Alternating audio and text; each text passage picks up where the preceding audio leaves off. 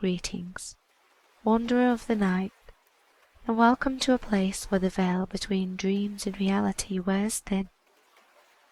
I am Mooncat, your guide through the twilight hours, where shadows and whispers hold the secrets of the world. Close your eyes, if you will, and let the weight of the day slip from your shoulders. Tonight, we journey to the wild and ancient cliffs of Moher, where the sea sings its endless lullaby, and the wind carries the memories of long-forgotten tales. In this realm, time drifts slowly, like mist over the waves, and the land itself breathes with a quiet, eternal life. Here, on the edge of the world, story waits, the tale of a lone survivor, a ghostly queen, and the old magic that bends them both.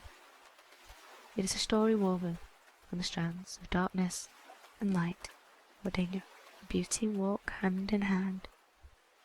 But fear not, for this is not a tale to unsettle, but to soothe, to wrap you in the comforting embrace of the unknown, where every whisper of the wind is a promise of peace. So, settle in, let the night enfold you, and allow your mind to wander where it will.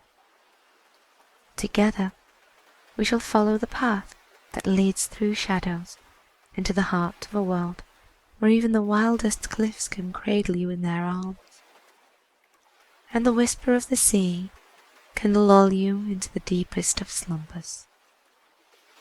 The waves broke with a fury unmatched, a symphony of crashing waters that drowned the cries of the living.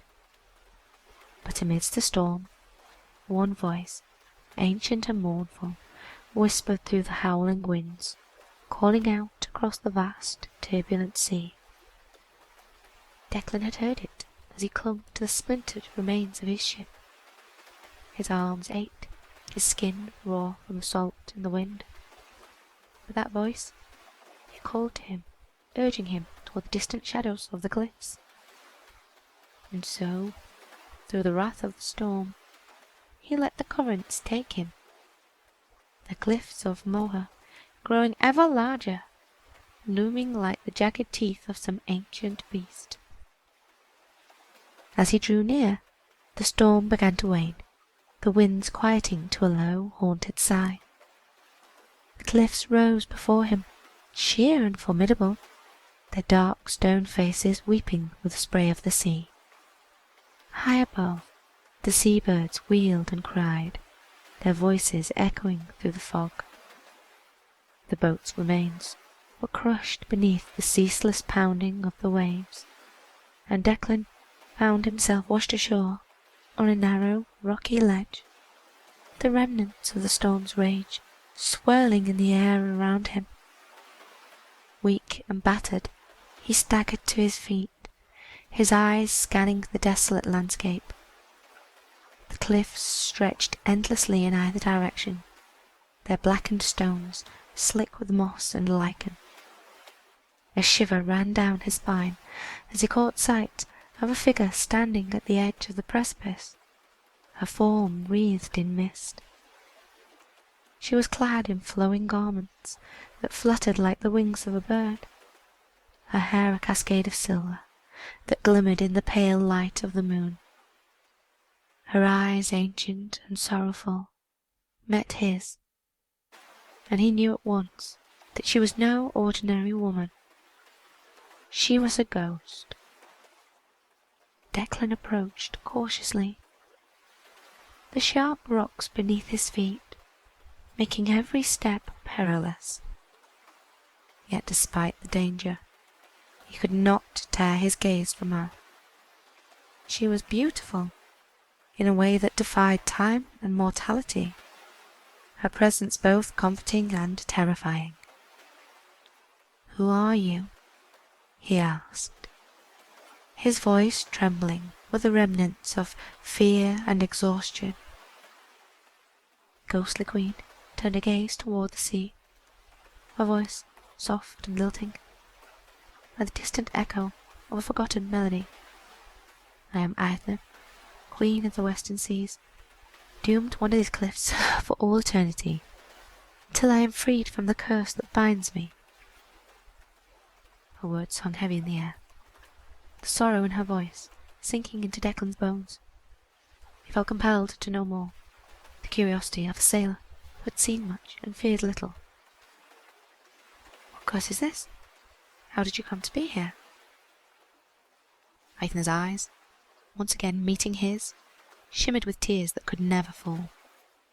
"Long ago, I ruled these seas with wisdom and grace, beloved by all who sailed them. But my heart was stolen by a warrior, fierce and proud, who swore to return from the land beyond the waves. I waited for him upon these cliffs, day after day, until the sea itself grew jealous of our love. It rose up in a great fury and claimed him, dragging his ship into the depths." Her voice faltered, and she seemed to fade slightly, as if the memory itself was too painful to bear. In my despair, I cursed the sea, vowing to never leave these cliffs until my beloved returned. For the sea is ancient and cruel, and it twisted my words, binding my spirit here until the end of time. Declan felt a pang of pity for the spectral queen. Her endless vigil, a torment beyond comprehension. Is there no way to break the curse? "There is," she replied, her voice a whisper on the wind. "But it is a perilous task, fraught with dangers that would make even the bravest heart quail. You must face the ancient sea monsters that dwell in the depths, creatures older than the world itself. And you must navigate the treacherous fairies who guard the hidden paths of the cliffs, their trickery as deadly as any blade." Declan swallowed hard, the weight of her words pressing down on him. But there was something in the Queen's gaze, a plea for help that stirred the deepest part of his soul. He had survived the shipwreck, had faced the fury of the storm and lived. What was a little more danger to a man who had already danced with death? "I will help you," he said, the resolve in his voice surprising even himself. Aithna's eyes softened, a ghost of a smile playing across her lips. "You are brave, sailor, but be warned, the sea does not give up its treasures easily. You must descend into the depths where the Leviathan sleeps, and wrest from its grasp the heart of the ocean. Only then can the curse be broken." With her words, the fog around them thickened, the world blurring and shifting, until Declan found himself standing at the edge of a dark chasm, the waters below swirling with an unnatural light. Aithna's form faded into the mist, her voice the only thing guiding him. "Follow the light, but beware the fairies. They are not to be trusted." With a deep breath, Declan steeled himself and began the descent, the air growing colder and more oppressive with every step. The rocks were slick and treacherous, the path winding and narrow, but he pressed on, driven by a determination that burned like a fire within him. As he reached the bottom of the chasm, the waters parted, revealing a hidden cave, its entrance guarded by twisted, gnarled trees that seemed to whisper and sway with a life of their own. Declan hesitated, the warnings of the Queen echoing in his mind, but there was no turning back now. The cave was dark, the air thick with the scent of salt and ancient earth. The only light came from the phosphorescent algae that clung to the walls, casting an eerie greenish glow that danced and flickered like ghostly flames. The deeper he went, the more the cave seemed to close in around him, the silence broken only by the distant, rhythmic thrum of the sea. Suddenly, the light ahead of him shifted, and Declan found himself standing at the edge of an underground lake, its waters black as night. In the centre of the lake, barely visible beneath the surface, lay the heart of the ocean. A massive, pulsating gem that seemed to draw in all light and life around it. But as Declan prepared to step into the water, a high-pitched, melodic laugh echoed through the cave, sending a chill down his spine. He turned to find himself face to face with a group of fairies, their delicate wings shimmering like gossamer in the dim light. Their eyes were bright with mischief, their smiles sharp and dangerous. "And what have we here?" one of them purred, her voice as smooth and sweet as honey. "A brave little human, come to steal our treasure?" Declan took a cautious step back, his hand instinctively reaching for the hilt of his knife. "I'm here to break the curse of the Phantom Queen," he said, trying to keep his voice steady. The fairies giggled, their laughter like the tinkling of tiny bells. "Oh, the Phantom Queen, is it? And what will you give us in return for our precious gem?" Declan frowned, his mind racing. The fairies were known for their trickery, their bargains often leading to more trouble than they were worth. But he had no choice. Without the heart of the ocean, Eithne would remain trapped forever. "What do you want?" he asked warily. The fairies huddled together, whispering and giggling, before turning back to him with wide, innocent eyes. "A kiss," one of them said, fluttering her wings coquettishly. Declan blinked in surprise. "A kiss?"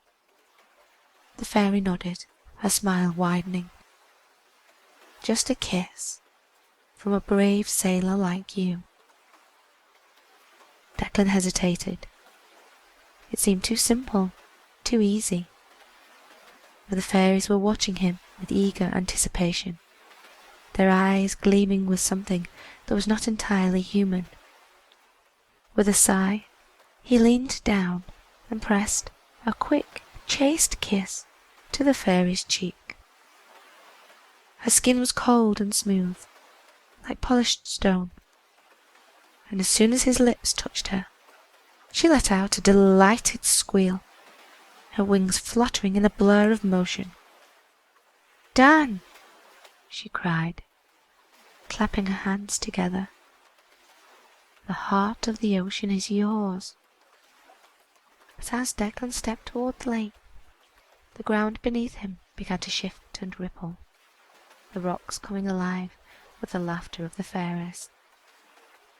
The water roiled and churned, and from its depths emerged a massive, serpentine creature, its scales glistening in the dim light. The Leviathan. Its eyes, like twin orbs of burning fire, locked onto Declan, and it let out a low, rumbling growl that shook the very walls of the cave. The fairies scattered, their laughter fading into the distance, leaving Declan alone to face the beast. For a moment he froze.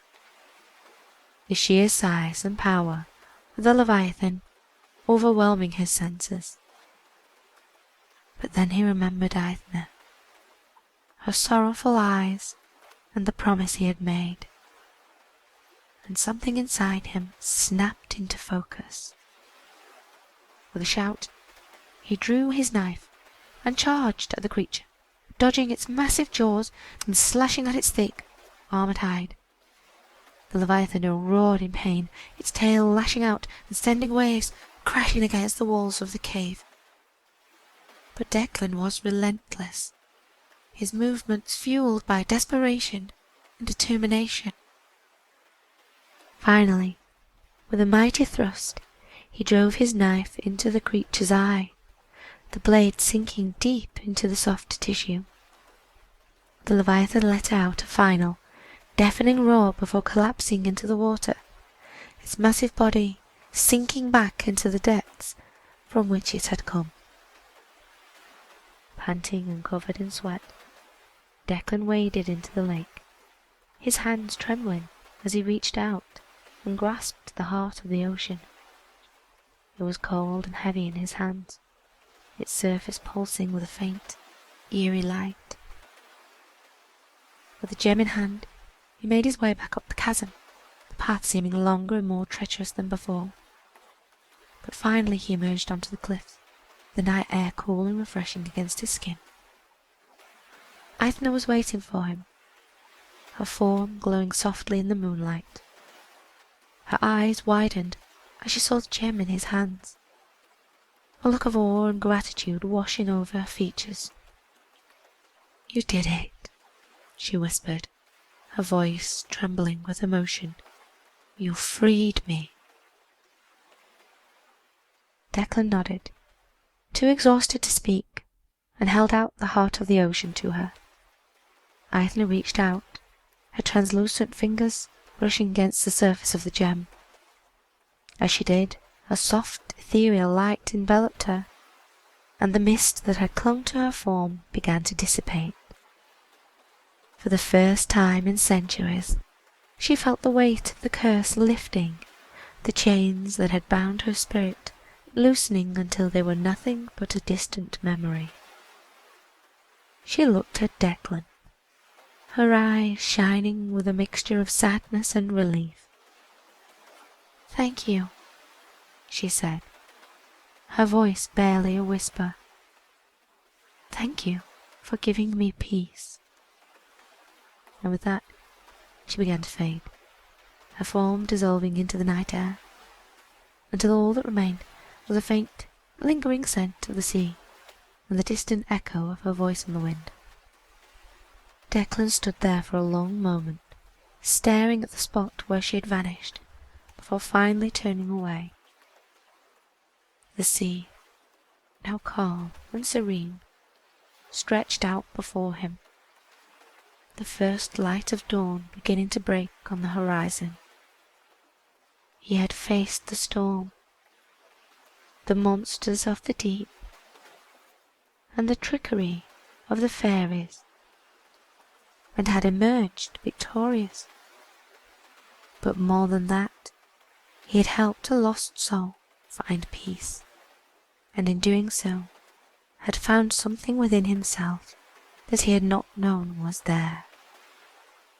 With a weary yet contented sigh, Declan began the long climb back up the cliffs, the promise of a new day waiting for him at the top.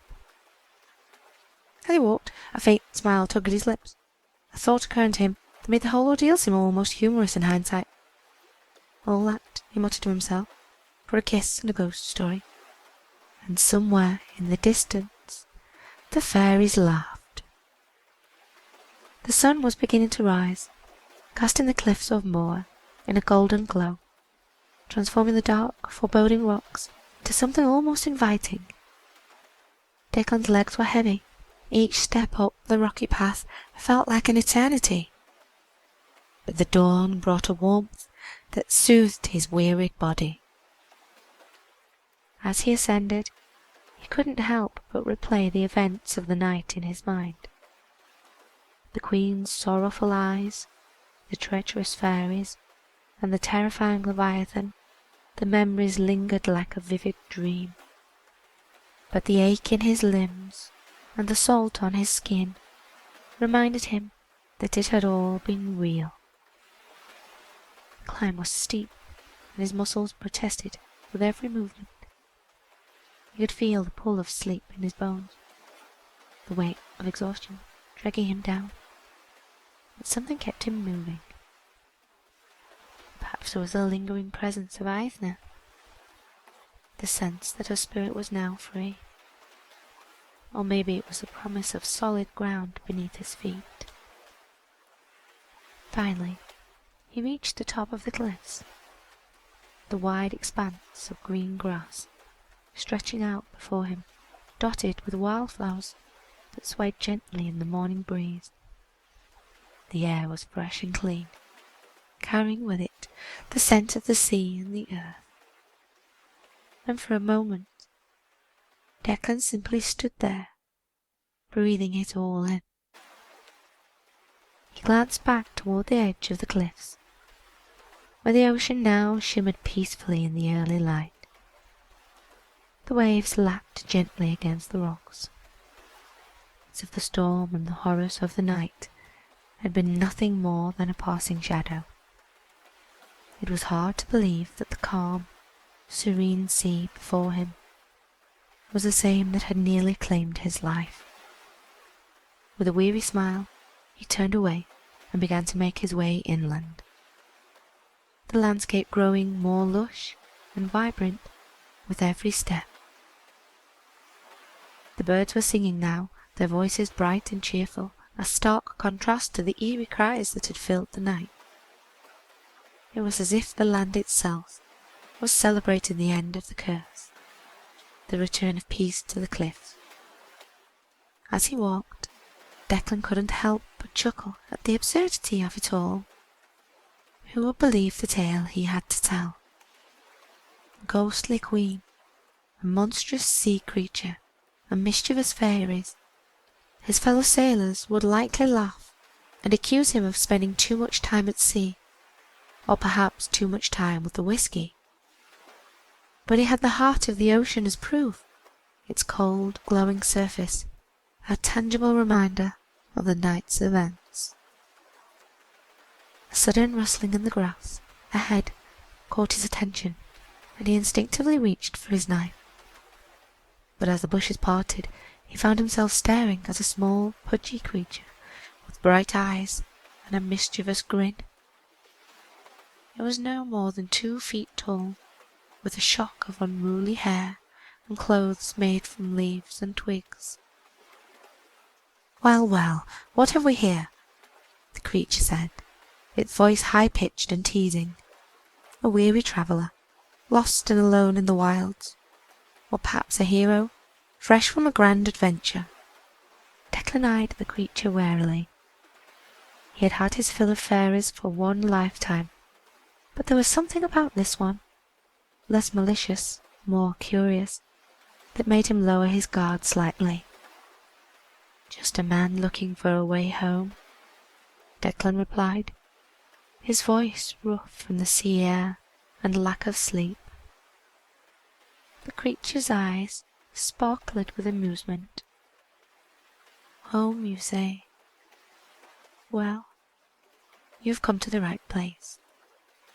I'm Finn, guide of the hidden paths and keeper of secrets.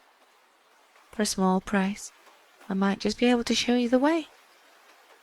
Declan sighed, too tired to play along with more tricks. "And what's the price this time? My firstborn? A lock of hair? A dance with the moon?" Finn cackled, the sound like the tinkling of tiny bells.